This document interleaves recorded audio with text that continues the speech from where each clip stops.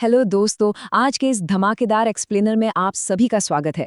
अगर आप भी एग्जाम्स के लिए क्लासिकल डांस और उनके राज्यों को रट रट कर परेशान हो चुके हैं तो चिंता बिल्कुल छोड़ दीजिए।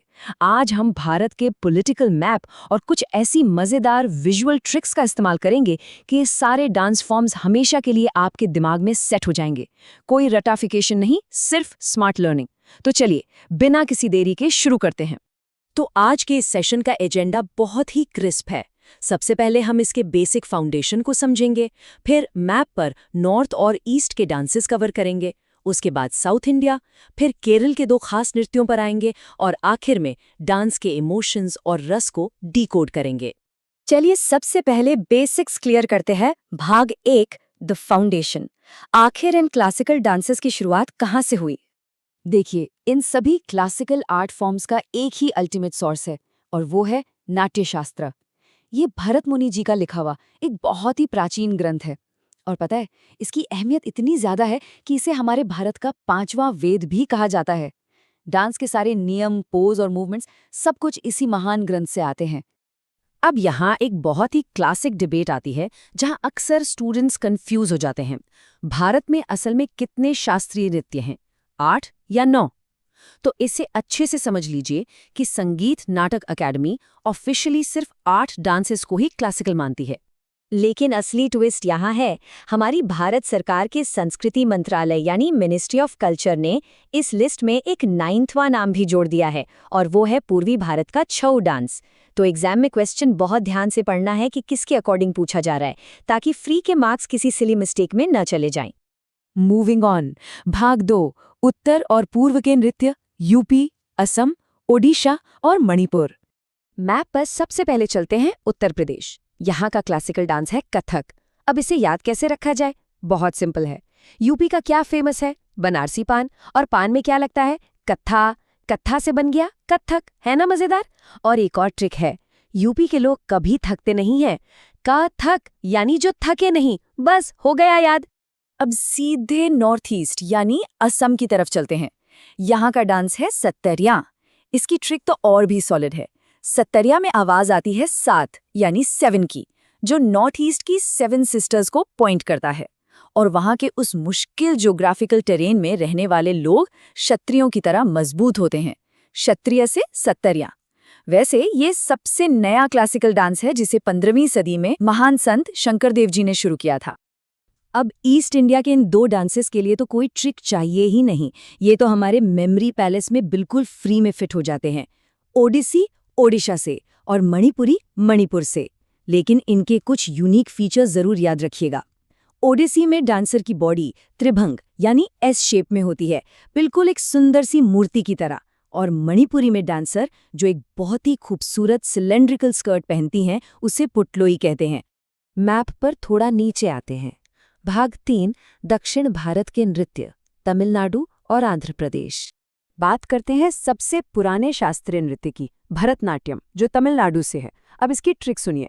आपको बस 30 बार एक ही चीज बोलनी है, भरतनाडु भरतनाडु भरतनाडु। बस एग्जाम में जैसे ही भरत दिखेगा, आपका दिमाग अपने आप नाडु जोड़ देगा। या फिर आप स्पेलिंग में ही देख सकते हैं, भरतनाट्यम नाट्यम, TN माने तमिलनाडु। वैसे इसे अग्नि तत्व का प्रतीक भी माना जाता है। साउथ का अगला राज्य है आंध्र प्रदेश और डांस है कुचिपुड़ी। इसकी विजुअल ट्रिक बहुत ही फनी और इफेक्टिव है। सोचिए, एक अंधा व्यक्ति है जिसने गलती से कच्ची पूड़ी खा ली क्योंकि उसे दिखाई नहीं कि वो पकी नहीं थी।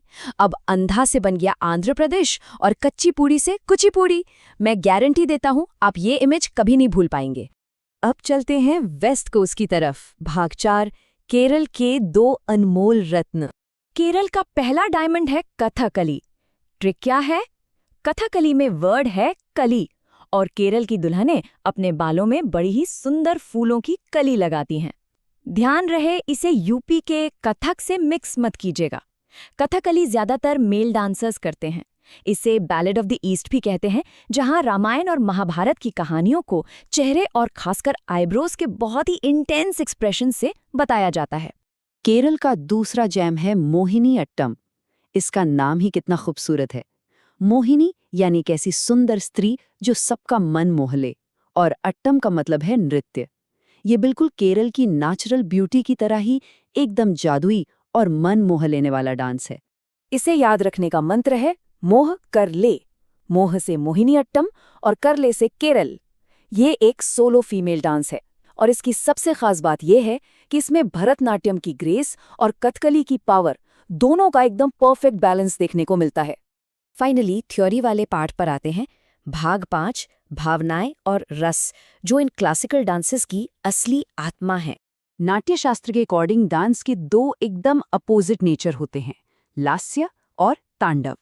लास्य बहुत ही सॉफ्ट, ग्रेसफुल और ब्यूटीफुल होता है, जहां पूरा फोकस इमोशंस पर होता है, जबकि तांडव एकदम एनर्जेटिक, पावरफुल और मैस्कुलिन होता है।